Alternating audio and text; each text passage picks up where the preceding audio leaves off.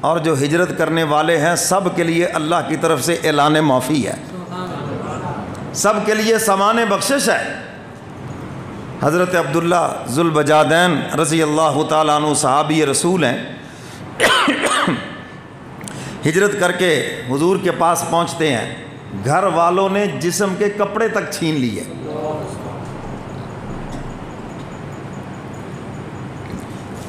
حضور علیہ الصلاۃ والسلام نے اپنی چادر مبارک اس کے 2 ٹکڑے کیے، ایک ٹکڑا زیب تن کیا اور دوسرا ٹکڑا اوپر لے لیا جیسے احرام لیا جاتا ہے۔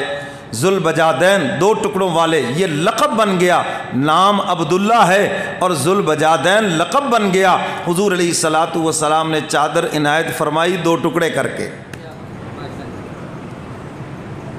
اور اللہ کی شان ایک جنگ میں تشریف لے گئے حضور علیہ الصلاۃ والسلام کے ساتھ۔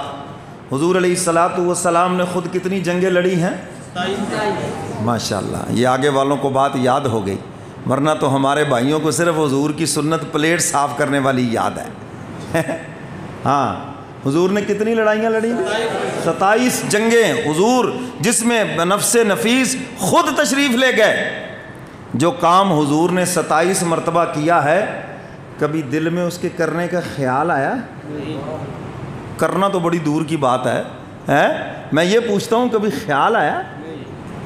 ہائے ہائے میرے محترم سامعین، آج کفر اسی لیے ہمارے سروں کے اوپر چڑھا ہوا ہے، ان کو پتہ ہے کہ ہمارے سامنے کھڑے ہونے کی ان میں طاقت ہی نہیں ہے۔ کافر ہے جو شمشیر پہ کرتا ہے بھروسہ، اور مسلمان ہے تو بے تیغ بھی لڑتا ہے سپاہی۔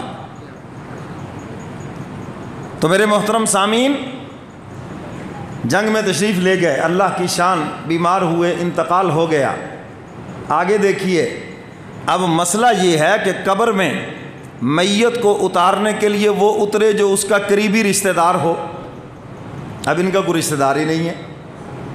حضور علیہ الصلاۃ والسلام سے پوچھا کہ اللہ کے محبوب کیا حکم ہے، کیا بات ہے یا رسول اللہ، ان کا تو کوئی رشتہ دار ہی نہیں ہے جو قبر میں اترے اور اس کو اتارے لحد میں۔ حضور نے فرمایا جس کا کوئی نہیں اس کا میں محمد ہوں صلی اللہ ہو۔ اور حضور علیہ الصلاۃ والسلام خود اترے، میری طرف دیکھو، اپنے ہاتھوں میں اس میت کو لیا، ڈیڈ باڈی کو لیا اور اس کو لحد کے اندر رکھا۔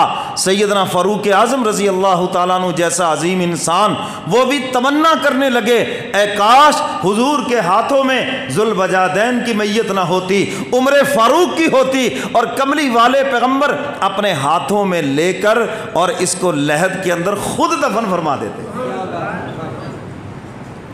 یہ حضور کی امانت ہے، قبر کی مجال ہے کہ اس کو کوئی تکلیف پہنچا دے؟ جی، آپ کے پاس کوئی امانت رکھ دے 20 لوگوں کو، بھجی اتنا بڑا آدمی میرے پاس فلاں چیز رکھ گیا ہے جی، فلاں چیز، تو حضور سے بڑا تو ہے ہی کوئی نہیں۔ تو میرے محترم سامعین، حضرات صحابہ کرام نے ہجرت کی، اللہ رب العزت نے جنت کے سرٹیفکیٹ عطا فرمائے۔ اب آپ کہیں گے جی مولوی صاحب ہمیں کہاں ہجرت کروانی ہے،